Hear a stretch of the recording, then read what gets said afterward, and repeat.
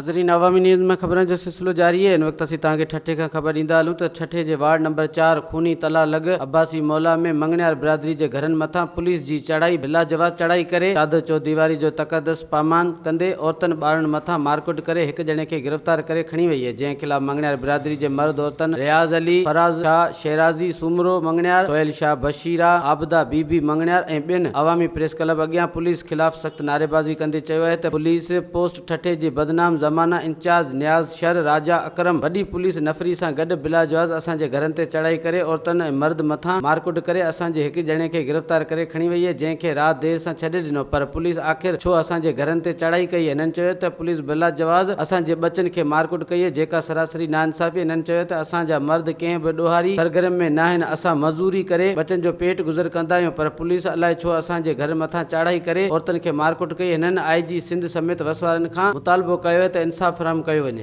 करे मुझे पुटे मोटरसाइकिल कजामासी मालिक वादी असांखे उठारीन वा असांखे पुछन वा त भाई मोटरसाइकिल बिठी है चोरी जी है अवांजी पंहिंजी असां सां अहिड़ी कोई इतला कोन कयो न, असांखे तो असांजो दरवाज़ो ठुकायूं ॿीणू अहिड़ो कुझु बि कोन कयूं, ॿीणू ज़ोर ज़बरदस्ती करे मोटरसाइकिल खणी विया हलिया आहिनि, दरवाज़ो भञी असांजो कचो लोड़ो ॾिनल हो उहो केरु आहे, गाॾी ज़ोरा ज़ोरी खणी विया आहिनि। पोइ माईअ जे घर में गिड़िया न पेट वारीअ खे मार कुट करे उनजो मुड़ुसु ज़ोरा ज़ोरी खणी गाॾीअ में विधावनि, पोइ हितां खणी विया आहिनि, पोइ ॾाढी मार कुट कयावनि।